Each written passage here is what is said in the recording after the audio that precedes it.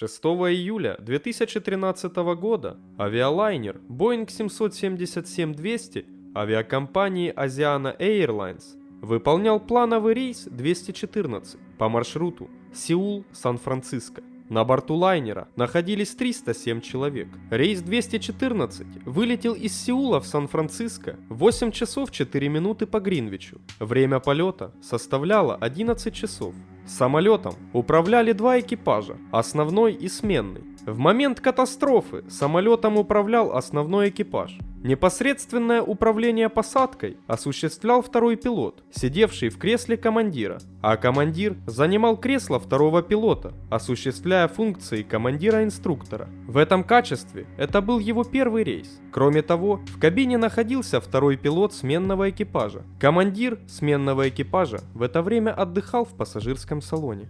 По данным Национального совета по безопасности на транспорте, признаков неисправности самолета обнаружено не было. Оба двигателя до столкновения с землей работали исправно. Согласно результатам расследования, катастрофа произошла в результате череды неверных действий, допущенных пилотами.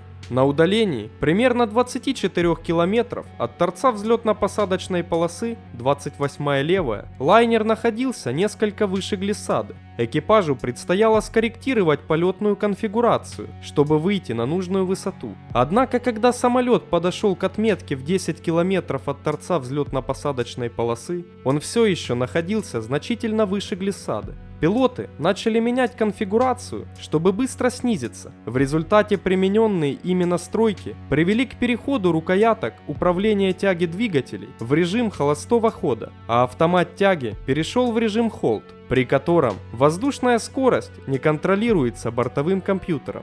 При этом никто из находившихся в кабине экипажа не заметил произошедшего. В результате лайнер стал терять скорость быстрее, чем предписано при посадке. Пилоты не замечали развития катастрофической ситуации. В переговорах с авиадиспетчером отрабатывали стандартные процедуры посадки и о чрезвычайной ситуации не сообщали. Тем временем рейс 214 быстро терял воздушную скорость и высоту. Вместо 253 км в час он имел скорость 218 и всего 190 км за несколько секунд до катастрофы. Скорость снижения была почти в 2 раза выше требуемой – 6 метров в секунду вместо 3,5. Пилоты заметили, что скорость снижения и воздушная скорость не соответствуют необходимым, когда самолет находился в 60 метрах от земли, но не предприняли действий для ухода на второй круг. Только когда рейс 214 снизился ниже 30 метров, экипаж осознал критичность ситуации и попытался исправить положение, но все оказалось безуспешно. В это время, за 4 секунды до катастрофы, сработала сигнализация GPVS об опасности сваливания. Обычно после получения этого сигнала пилоты увеличивают тягу двигателей и опускают нос самолета, чтобы набрать скорость, но в данной ситуации земля была слишком близко. За 1,5 секунды до столкновения экипаж решил уйти на второй круг, но возможности для этого уже не было. Авиалайнер находился не более чем в 10 метрах от земли. В 18 часов 28 минут по Гринвичу рейс 214 врезался в каменную насыпь перед торцом взлетно-посадочной полосы 28-я левая. От удара у самолета оторвались хвостовая часть и левый двигатель. Изуродованный лайнер проскользил днищем несколько сотен метров по взлетной полосе, резко подпрыгнул вверх, развернувшись при этом на 330 градусов вокруг вертикальной оси.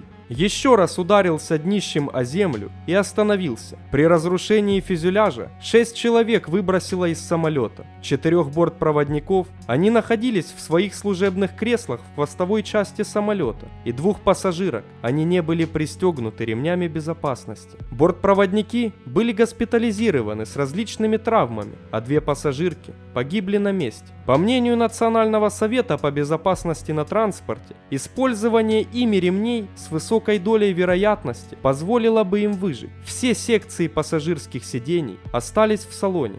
Фюзеляж остановился примерно в 600 метрах от места удара. Топливные баки остались неповрежденными, поэтому утечки авиатоплива не произошло. Но оставшийся правый двигатель загорелся, и огонь от него стал распространяться по фюзеляжу. Заметив пожар, одна из стюардесс организовала эвакуацию пассажиров, которую помогли проводить прибывшие спасательные службы. Большинство находившихся на борту, 98% человек, покинули самолет самостоятельно, а 5 человек оказались заперты огнем и были спасены пожарными. Одна из них скончалась в больнице через 6 дней после катастрофы. При проведении спасательной операции пожарные не проверили одну из выброшенных из салона пассажирок на наличие пульса. В этот момент она была еще жива, и ей никто не оказал никакой помощи, посчитав ее погибшей. Но позже, видимо забыв про нее, ее переехала пожарная машина, водитель которой не был проинформирован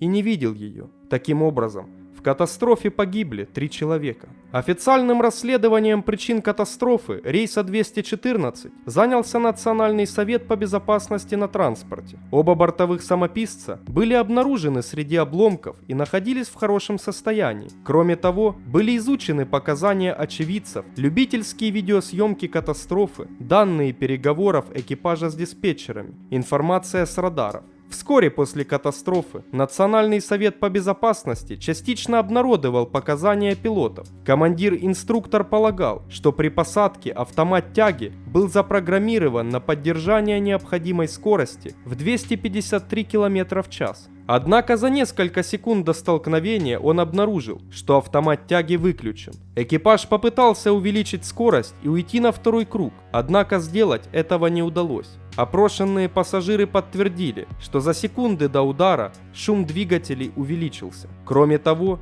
лишь за 34 секунды до столкновения с землей экипаж заметил, что самолет находится ниже, чем должен. Пилоты заявили, что причиной катастрофы стал сбой в работе автомата тяги в режиме автопилота. Вместе с тем, Ассоциация пилотов подвергла Национальный совет по безопасности критике за опубликование неполной информации вне контекста. По мнению ассоциации, это вызвало буйное теоретизирование в обществе насчет причин катастрофы, что может привести к ошибочным суждениям о намерениях и действиях экипажа. Представительница НТСБ не согласилась с критикой, заявив, что опубликование фактической информации чрезвычайно важно.